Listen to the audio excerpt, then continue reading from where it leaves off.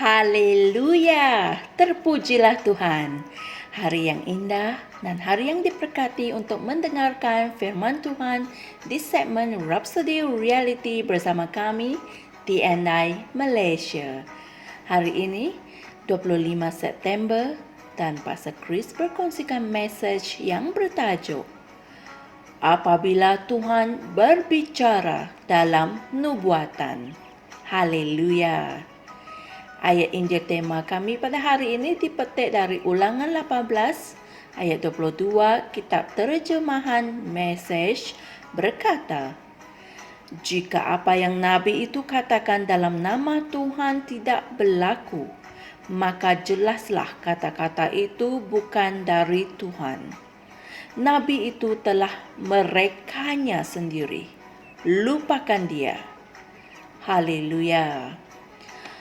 Apabila Tuhan memberikan kata-kata nubuatan, ia akan terjadi sama ada kamu percaya atau tidak. Fikirkanlah hal ini. Yesus berkata kepada Simon Petrus, sesungguhnya aku berkata kepadamu bahwa pada malam ini, sebelum ayam jantan berkokok, kamu akan menyangkal aku 3 kali. Seperti yang tertulis dalam Matius 26 ayat 34. Adakah Petrus percaya? Tidak. Hakikatnya dia menegaskan. Dalam Matius 26 ayat 35, kitab terjemahan di Amplified Classic. Sekalipun aku harus mati bersama-sama engkau, aku takkan menyangkal atau berpaling dari engkau. Inilah kata-kata Petrus. Tetapi adakah kata-kata Yesus berlaku? Ya, Petrus menyangka Yesus dan menidakkan dia. Hakikatnya, dalam suatu kejadian, Petrus mengutuk dan bersumpah bahwa dia tidak mengenal Yesus. Bagaimana pula dengan kisah Yudas? Ketika Yesus memberitahu para muridnya bahwa salah seorang daripada mereka akan mengkhianatinya, Yudas Iskariot tidak bersetuju dengan apa yang Yesus katakan mengenai dirinya dan dia juga tidak merasa senang hati mendengarnya. Dan kemudian Alkitab memberitahu kita dalam Lukas 22 ayat 3 bahwa roh jahat memasuki Yudas Iskariot. Ketika hal itu berlaku, dia berjalan keluar dari tempat Yesus dan para muridnya berada dan pergi berjumpa dengan ketua imam untuk menyelesaikan rancangan untuk mengkhianati Yesus. Bacalah kitab suci dan kamu akan menemui beberapa kata-kata nubuatan kepada para raja dan nubuatan kepada bangsa-bangsa.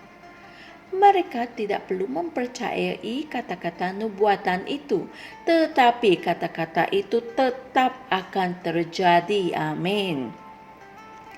Walau bagaimanapun, apabila kamu mempercayai kata-kata nubuatan, kamu akan diberkati.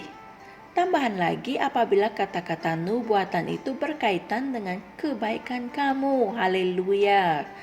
Misalnya, ketika Maria menerima kata-kata nubuatan mengenai kelahiran Yesus, dia berkata, jadilah padaku menurut perkataanmu itu.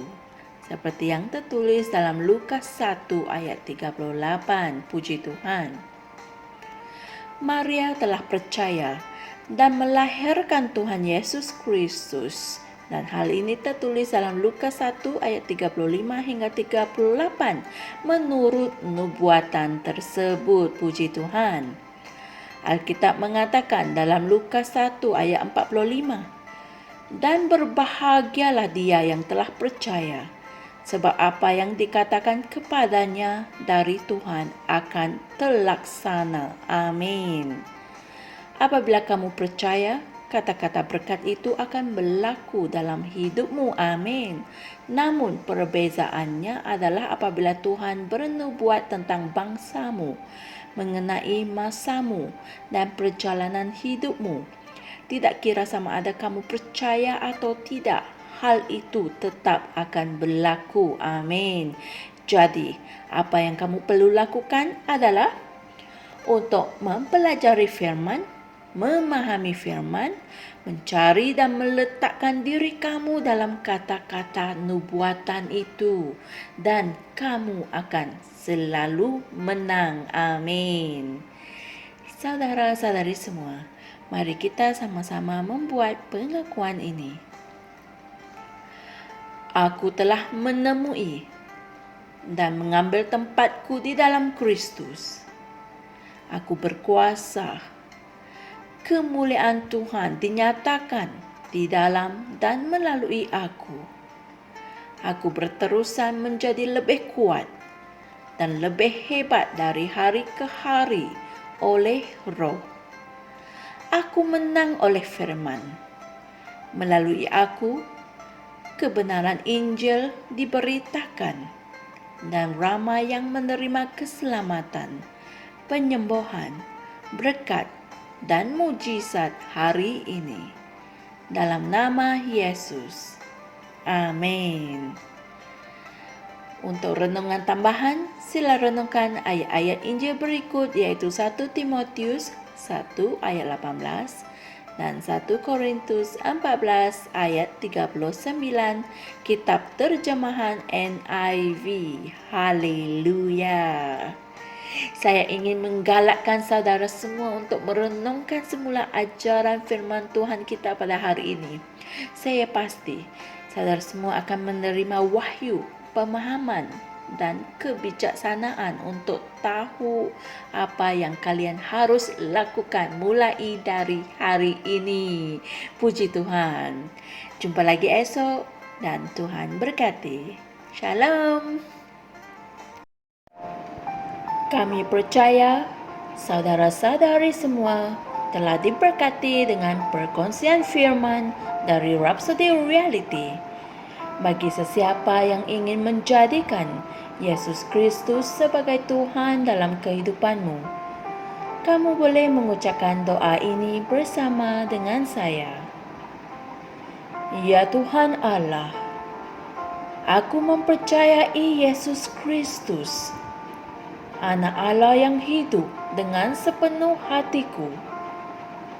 Aku percaya Dia telah mati untukku dan Allah telah membangkitkan Dia dari kematian. Aku percaya Dia hidup hari ini.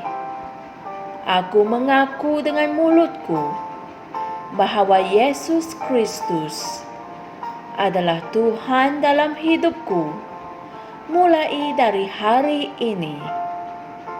Melalui Dia dan di dalam nama-Nya, aku mempunyai kehidupan yang kekal. Aku telah dilahirkan semula. Terima kasih Allah kerana menyelamatkan jiwaku. Aku sekarang adalah anak Allah. Haleluya. Tahniah.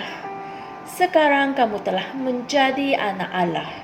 Untuk apa-apa sebarang pertanyaan atau untuk mendapatkan lebih banyak maklumat mengenai bagaimana untuk bertumbuh sebagai seorang Kristian, anda semua boleh hantar mesej di akaun Facebook kami atau email kami di tni.msia@gmail.com. Sekali lagi, tni.msia@gmail.com. Tuhan berkati Anda semua.